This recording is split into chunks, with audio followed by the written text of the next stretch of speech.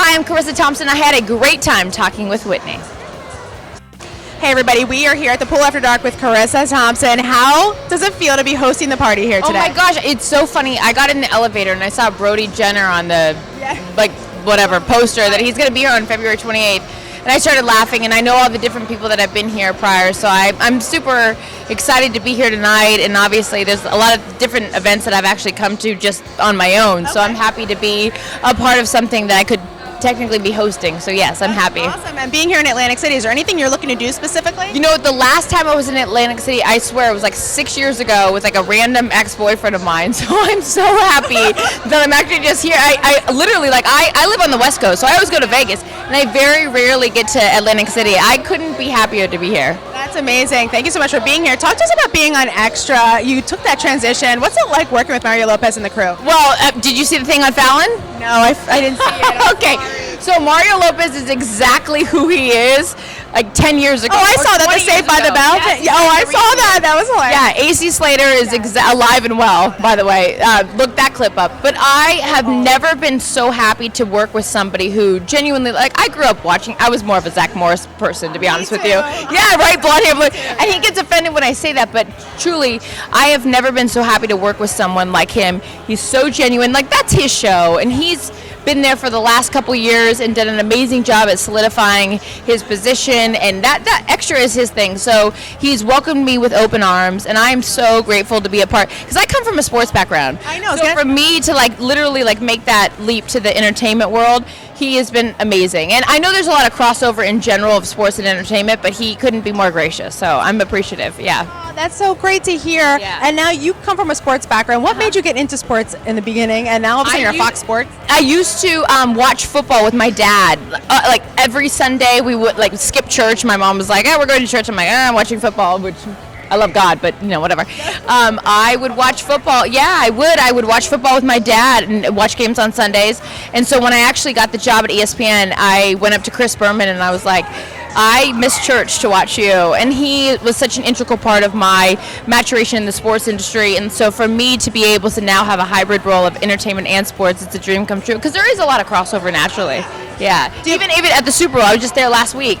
And watching, I'm from Seattle, so it was a heartbreaker. But watching entertainment and sports converge, there's a lot of that naturally, so it's good. Is there something in the sports news right now that you're really passionate about? Well, this has been a tough year. We go back to 2014, essentially, because now 2015 is only 2 months old. But the Ray Rice story, the Adrian Peterson story, even everything that's been happening with Roger Goodell, there's been a lot of heavy, headlines in terms of things that transcend sports.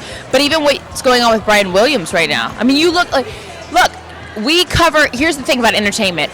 We cover things that are trivial, like the Kardashians and Bruce Jenner, and all support to him, and that he's becoming somebody that he actually wants to be with. Not be with, but somebody that he wants to be.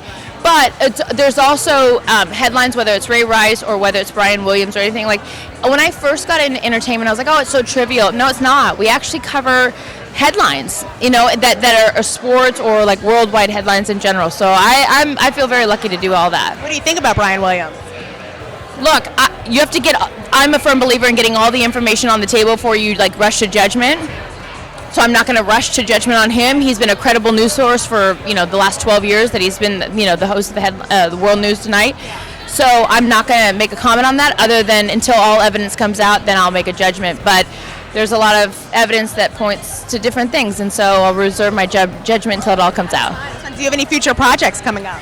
No, I feel very lucky to have a hybrid role of I do entertainment in the day and sports by night. I got a couple years to still do that, and we'll see what happens after that, but I'm very lucky. Well, do you have any hidden talents that we don't know about? Yeah, I can do the splits.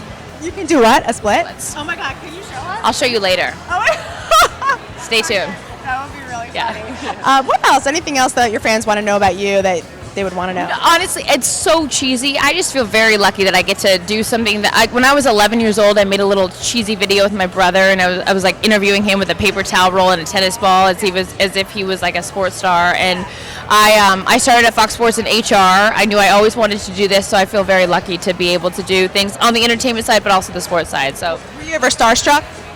No, but I will tell you this. I was at the Super Bowl last week, and I got to interview Lenny Kravitz. That was my, like, celebrity crush, like, since I was, like, a child. So I've never been starstruck until I interviewed him, and I was like, oh, I get it. he's everything. So, yeah, so that was the pinnacle, and I don't want to say, like, there's nothing else after that for me, but I'm very grateful that my career has taken me where it has, and I hope it keeps going. And if it ends here, at least I've, like, kind of made out with Lenny Kravitz. In my mind, at least. Yeah, exactly. Well, thank you so much for your time. Welcome to Atlantic City. Thank you so much.